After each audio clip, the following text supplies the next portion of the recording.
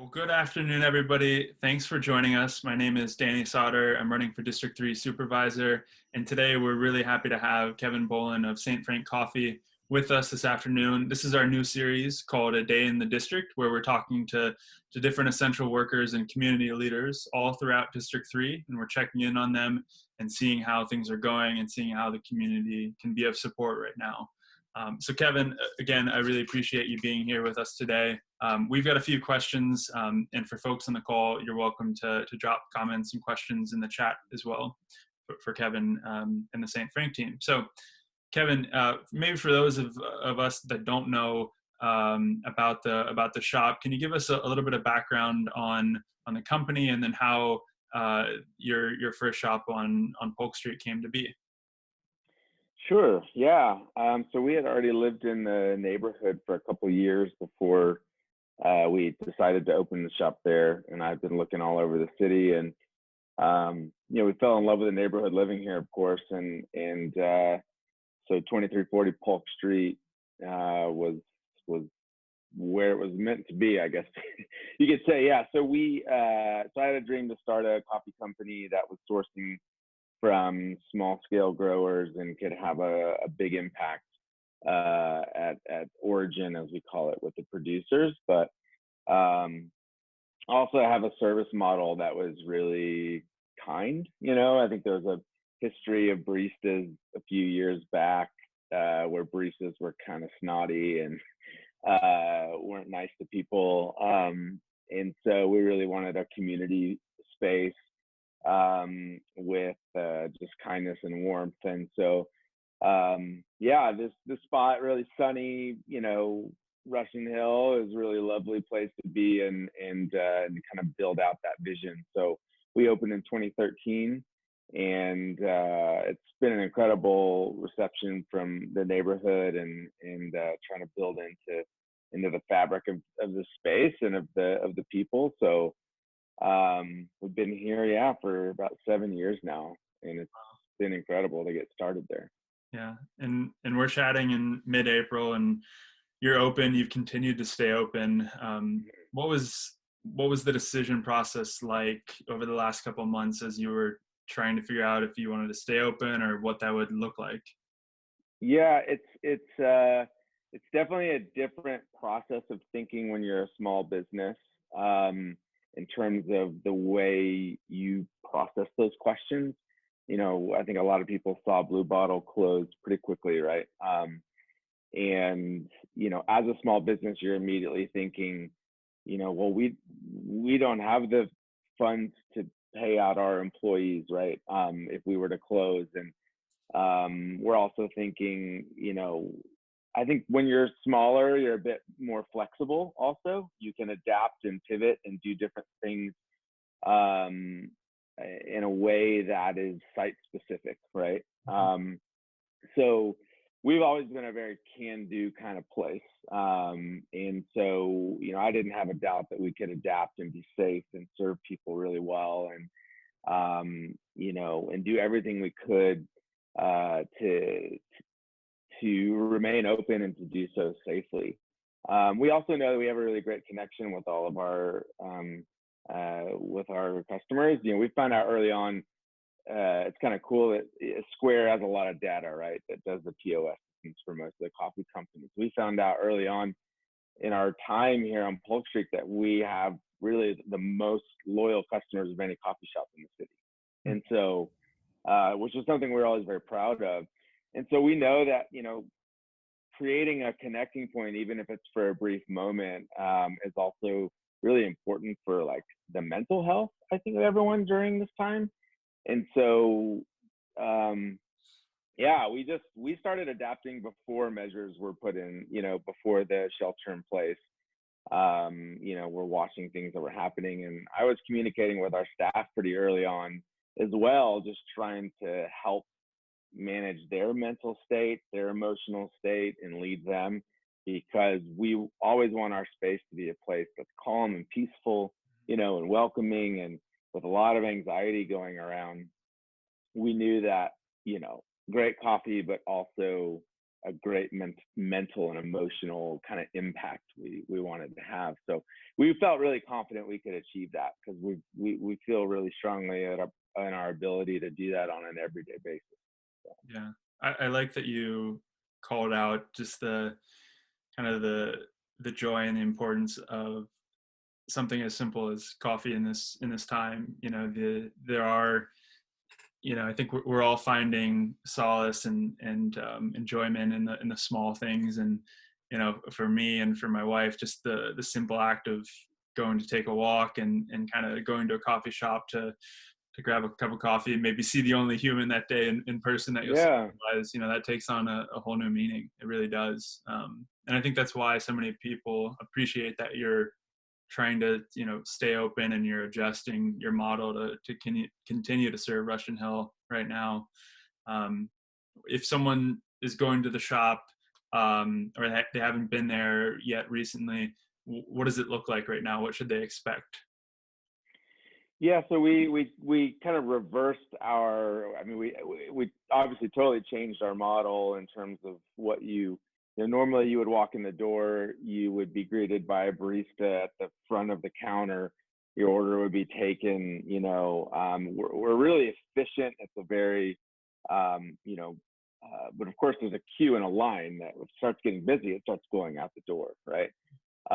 We have a very narrow space. And so we obviously took all of our seating out. We put in stanchions really early on. And so we could guide the 6-foot distancing by the length of the stanchions, but also separating. So the line actually goes to the back of the store first, separating every 6 feet. And so only the guests who are being served are the ones actually at the counter. And so we're able to maintain that distance across the board that way. It was also important. So you would come in, you would basically be guided by the sign, and then a barista will invite you to take your order, and serve you. And once you're being served, nobody else is around you at the counter, right? There's no way for that to happen. And then so it's similar to what we've normally done, but just obviously guiding that. We don't want people to have their own guesswork on what they're doing, and also by doing it that way, I'll note that we're not doing it from the doorway for a reason, and that's because a lot of people want to come see us, and want to get a cup of coffee, and I don't want to create a crowd outside. Yeah. Right. So like we can control and manage the flow and guide and of everyone by doing it the way we're doing it. I think a lot better than if we just kind of pushed a line outside. So yeah, I've noticed on Polk Street that the sidewalks there are pretty narrow in the first place, and they're getting really, really crowded. So I think that setup makes sense. And you may have seen that just in the last few hours that the mayor and the Department of Health have now escalated from a recommendation to a requirement to wear masks for folks when they're in public and when they're inside. What sort of steps have you been taking there with, have you been requiring people to wear masks? Have you been wearing masks? We are, yeah. We have been for, I'm not sure how many days now, but Lauren, who's actually on this call, my wife Lauren, she actually has been sewing all of the masks for our team. Wow. So everybody's got a mask that can have changeable filters inside them. They're washing their masks every day when they get home. We were sure to work on providing those for our team. And so we're all, we're prepared for this measure already. So yeah, that's tremendous. Wow. And we've seen some cafes or restaurants do gift cards, or they're changing their model. They're trying delivery. They're selling more online. Have you made any changes like that? Yeah, we certainly, we have the gift cards. But we started really back on March 9th. We saw, so we have a presence on the Facebook campus in Menlo Park, and when the Facebook office closed, we started seeing certain offices, ahead of the shelter in place, and realized, okay, people are working from home. We need to serve those people. So we have a 30% discount off online orders if you're not able or uncomfortable, leaving your home, or of course we have a lot of customers around the country as well. But yeah, we have for online whole bean orders of coffee, we're offering 30% off.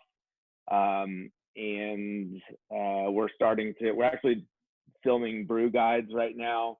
Cool. And putting together very specific recommendations for all of our coffees to get into people's hands if they want to make coffee at home. Of course, coming in the store is really wonderful because we're keeping it as safe as we can for everyone. Like you said, it can be a nice moment, a brief moment for everyone that does come. And so we certainly are happy to serve anyone who wants to come in. And we've started, so a lot of people enjoy our almond macadamia milk. Here's an example of something that we've made, ourselves for a long time, and we have a bit of a following from that milk. So we started selling that in bulk to take home. And so we started with 64-ounce growlers. We're now about to start selling smaller amounts, smaller jugs of that, smaller bottles. Iced coffee and batch you can take home, to have iced coffee for a week. If coming out, every other day for a coffee is too much, you can take that home with you as well. So, yeah. So we've been working on quite a few things. Yeah. Yeah. And, coffee is such a global product, and it sounds like, part of your founding and part of your intent has always been to honor that story and trace that around all the way to the root. I wonder, zooming out from San Francisco for a minute, what do you think this means for the entire coffee industry, which is so interconnected around the world? I mean, what are you hearing from your suppliers and partners across the globe? Yeah, last week we had a Instagram live with one of our producer partners in Honduras, Benjamin Paz. He's a very close friend of ours. He actually lived with us and helped us open the cafe on Russian Hill in 2013.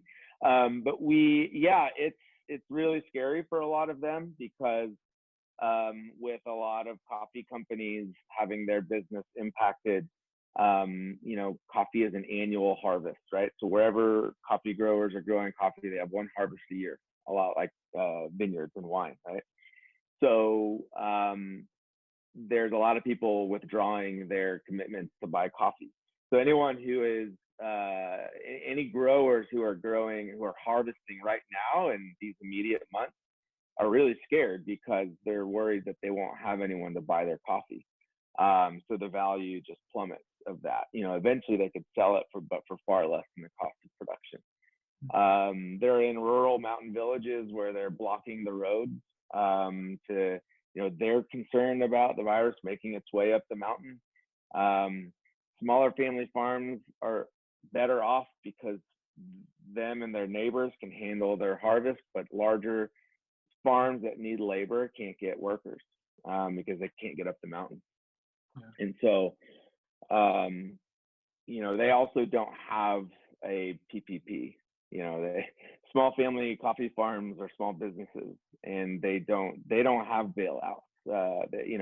Obviously not everyone is able to get that here, but some people can. It's not like that in coffee growing communities. So that's one of the reasons we're working as hard as we can to serve as much coffee as we can.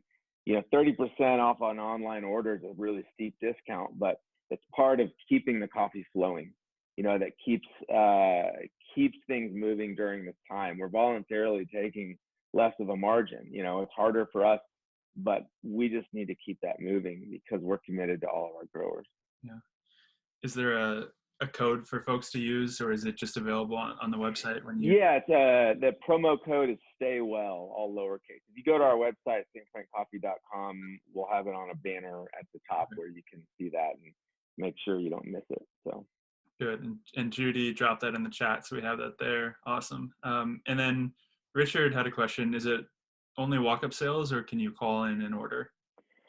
Yeah, we don't currently have a system for calling in and ordering, so it is at the moment walk up only as far as drinks go. Um, we never had one of those systems built out. Unfortunately, this is the hard part of right now and where we're at, is that we've always prioritized human interaction. Yeah. And so, which is why we never had an order ahead system in the past. And so, we just didn't have that infrastructure. We know that a lot of our friends and colleagues have those things available. There are others, Pete does an order ahead right now. We know that Stills does as well. But yeah, unfortunately, we don't have that system put in place. Yeah. But I will say, with that being said, we are incredibly efficient and really safe. You'd be surprised how quickly you're in and out with a cup of coffee. There's no waiting around. Once you order, the coffee's in your hand less than 60 seconds later. Yeah, it is quick. And what about some of the programs, either from a federal perspective or some of the city relief packages? Has any of that been useful, or are you researching any of that to see what you should kind of try to pursue? Yeah, we've been on top of that from the beginning. Particularly Lauren has been really researching that, and she's also been really active in getting that information to the Russian Hill merchants. So a lot of people are very grateful for what she's been able to help disseminate some of that information. There's the PPP, of course. Right now, the word is that the money is all gone. They're looking at adding more for the paycheck protection plan. Couple Yeah. things that we did with the city was we got pre-approved for that sick leave that they're willing to pay up to 40 hours. We haven't had anyone be out sick yet, but we went ahead and applied and got pre-approved. We're taking advantage of deferring, the gross receipts tax and payroll tax, I think, for everyone that's been deferred until next year. Unfortunately, we had already paid for our unified license bill before this happened, so didn't get to take advantage of deferring that, but that's okay. A couple other things the state's doing, the franchise tax board, your LLC taxes, there's a deferment until July. So we're kind of taking advantage of some of those things to really preserve our cash. So along with the Paycheck Protection Program, we've also applied for the Economic Injury Disaster Loan. We did get the advance, so that was great, but we're still waiting to hear back from both of those programs for any substantial amount of money. Yeah. So that's where we are right now. We've also applied. We also are participating in the work share, and for lost hours from some of our baristas, to be able to access some unemployment benefits for reduced hours. I will say, we're incredibly proud and humbled to say that we've not laid anyone off, that everyone is working and everyone is insured, and we know not everyone has that opportunity, and so we're really grateful for that. But you can know that all of our baristas are still working hard, and they're very grateful that our community is coming out for coffee and supporting them, and able to still work. Mm-hmm. And I know you're both really plugged into the larger Polk and Russian Hill merchant community. What have you seen other stores and shops do that you've taken inspiration from, or are there any specials or promotions that you want to make sure that people are aware of from your neighboring businesses? Well, it's been fun to see, some folks kind of reemerge and reopen, like the fueling station. We just recently saw Mescalito, right, open back up to start getting some takeout and family meals out. Russian Hill Bookstore is an incredible place with awesome people, and they're not deemed an essential business, so it's a lot harder for them. I would encourage anyone, we're going to be acting as a pickup place for puzzles and items that they're working on making available through online purchases, and So these are ways that we're trying to help collaborate with people. That okay, so how can we help? And if it's just being a place where you can pick up some puzzles, right, or something like that, and that can go a long way. Totally. So Totally. And this before this crisis, San Francisco is certainly a difficult place to do business and open a business. And I wonder, coming out of this, what you would like to see change to make it easier to operate in San Francisco. I mean, what does that look like in terms of support that the city can give you, or where the city can do better, as you think of operating your current shops and continuing to expand in the future? How can San Francisco support you better? That's a good question.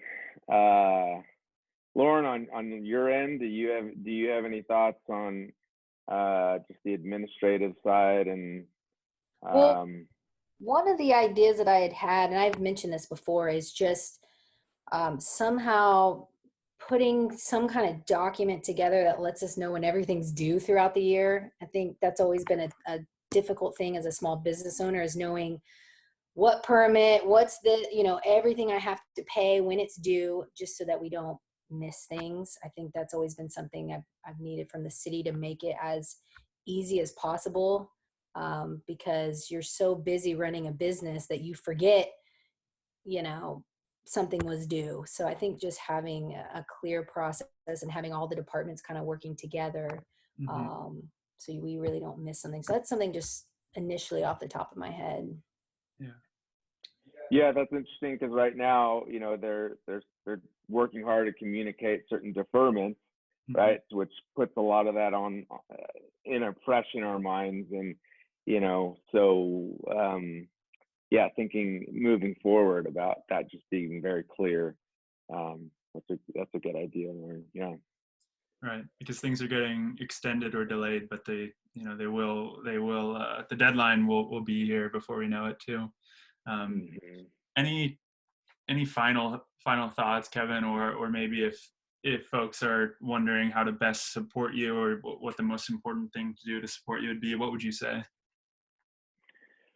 I would say, certainly just coming in when you can, or ordering online is great. Even if it can't be us, we really are passionate about the coffee growers, and coffee is a powerful thing in the world, that and we have a lot of other people that we believe in too, but we certainly know the work we're doing, and really commend that. So just following along with us, buying coffee to brew at home, that we can help you learn how to brew it better, and supporting in that way it goes a long way. It doesn't just help us, it helps growers all around the world. Yeah, it's truly a link all over the world. Well, good. Kevin, I'm really happy that you could join us and share a little bit about what you're seeing on Polk Street. And Lauren, thank you for joining us. For everyone else, appreciate you being here, appreciate the questions. I hope that you have a wonderful weekend. I hope it's full of good coffee. Swing by St. Frank on Polk. And we'll hope to see you back here next week. We're going to continue to do these Day in the District series, just to check in on folks and essential businesses around District 3.